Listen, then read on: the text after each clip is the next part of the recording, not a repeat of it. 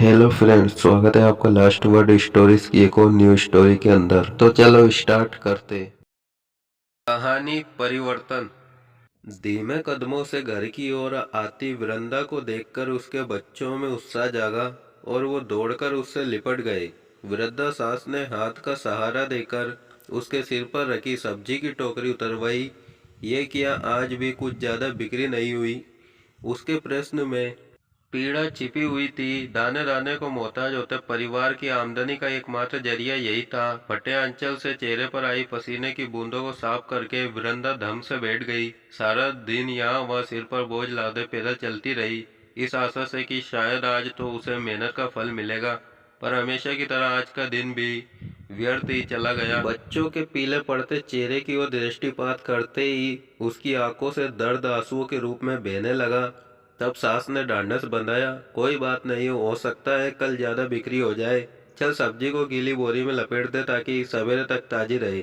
पत्नी को निराशा से देखकर अंदर बिस्तर पर पड़े रोगी पति गोपाल का कलेजा मुंह को आ गया।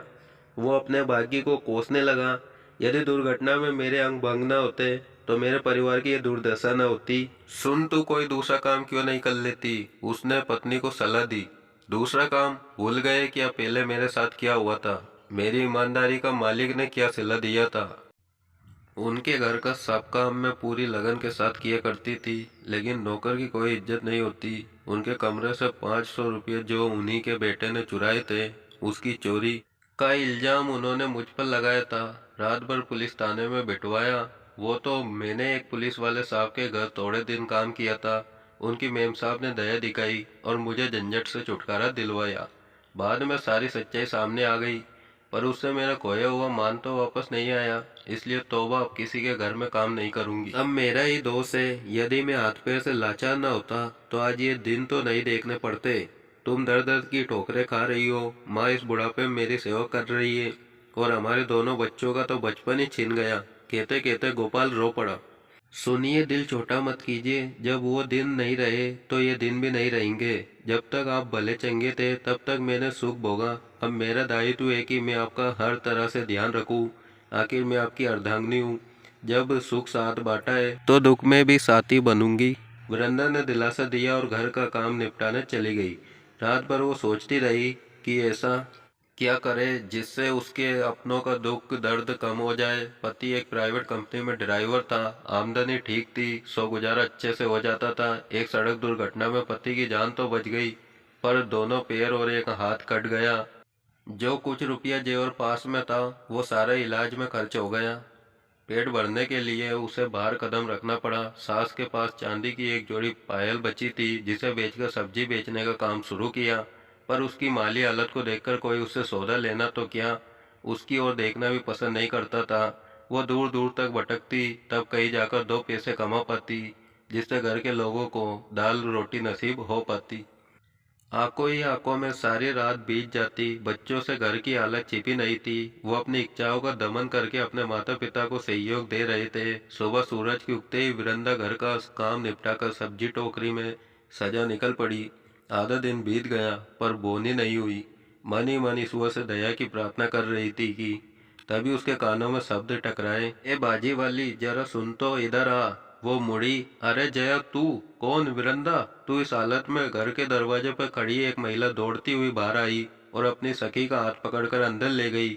ये क्या हाल बना रखा है तूने? बिखरे बाल, फटे हुए कपड़े, क्या हो गया तुझे? उसने प्रश्न किया। जब भाग्य खराब हो तो ऐसी ही दशा हो जाती है। एक हादसे में ये हाथ पैरों से लाचार हो गए। जो कुछ पास में था वो एक एक करके बाजार में बिक गया। घर की गाड़ी पलट गई। पढ़ी लिखी तो ज्यादा हूँ नहीं जो कहीं नौकरी कर लेती। नौकरानी का काम करके भी कुछ हाथ नहीं आया, तो यही काम शुरू कर दिया। मेरी छोड़, तू बता कैसी गुजर रही है? वीरेंद्र ने विषय को बदला। अपनी आंखों से देख ले कि एक समय काम से जी चुराने वाली तेरी ये सहेली अब क्या कर रही है। चला, इतना कहकर वो घर के पिछवाड़े ले गई।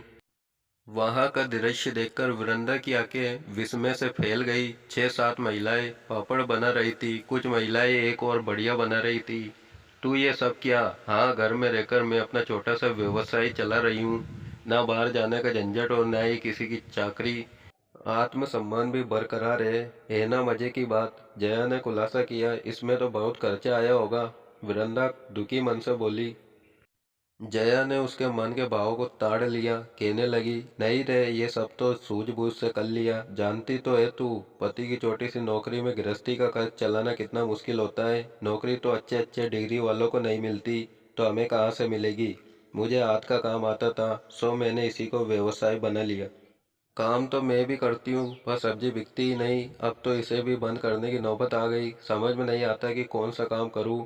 पहला काम तो ये कर कि मुझे सब्जी दे। जया ने तुरंत आस पड़ोस की महिलाओं को बुलाया और सब्जियों को बेचकर वृंदा के हाथ में पैसे रख दिए, जिसको बेचने के लिए वो 2 दिन से पसीना बहा रही थी। उसे जया ने कितनी कुशलता से कुछ ही मिनटों में बेच दिया। समय बहुत हो गया है, अब चलती हूँ। वृंदा ने जया से विदा ली और घर आ गई।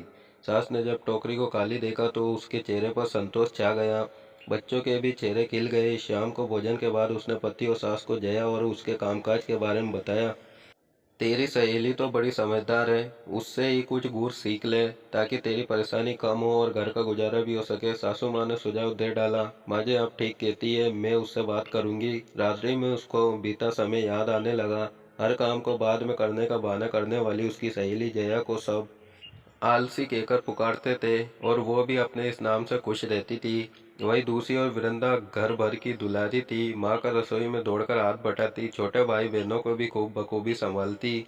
मोहल्ले में किसी के घर में भी जरूरत होती तो वृंदा मदद करने फौरन पहुंच जाती। उसके हाथ का बना अचार तो सब चटकारे लेकर खाते।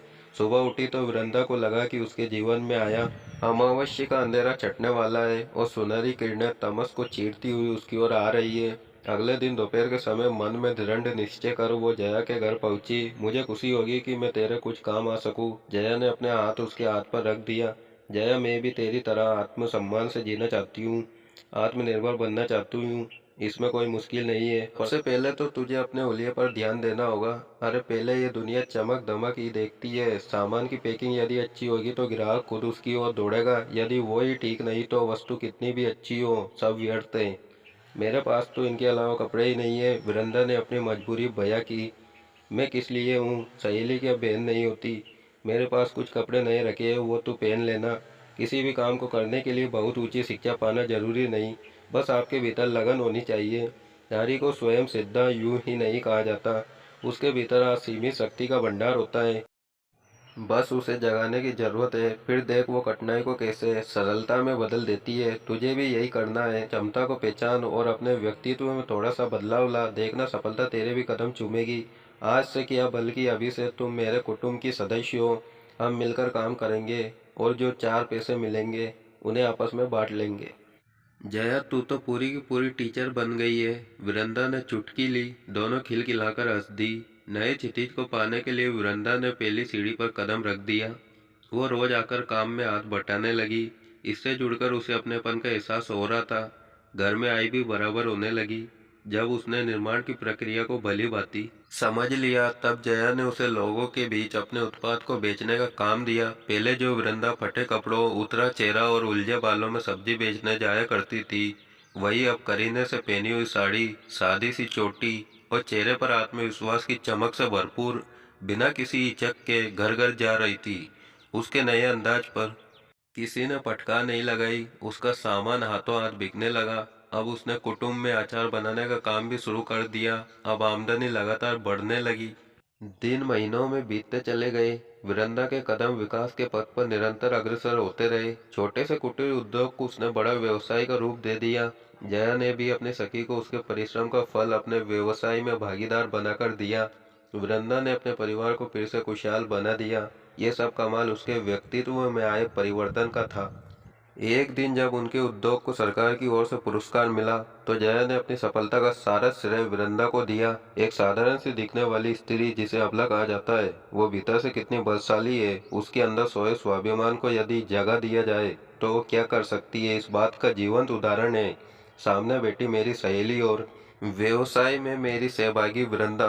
दुखों से जूझती नारी को मैंने बस सहारा दिया और थोड़ा सा मार्गदर्शन किया, तो उसने मेरे छोटे से काम को विस्तृत बना दिया। आज मुझे जो सम्मान मिला है उसकी असली हकदार वही है, क्योंकि वो स्वयं सिद्धा है। सभागार तालियों की गड़गड़ाहट से गूंज उठा और वृंदा की आंखों से खुशी के आंसू झलकने लगे। आज उसने सब कुछ पा लिया था। दोस्तों, कैसे एक छोटे से परिवर्तन से कितना कुछ बदल जाता है। अगर आपको कहानी पसंद आई हो तो यार वीडियो को लाइक कर देना और चैनल को सब्सक्राइब कर लेना।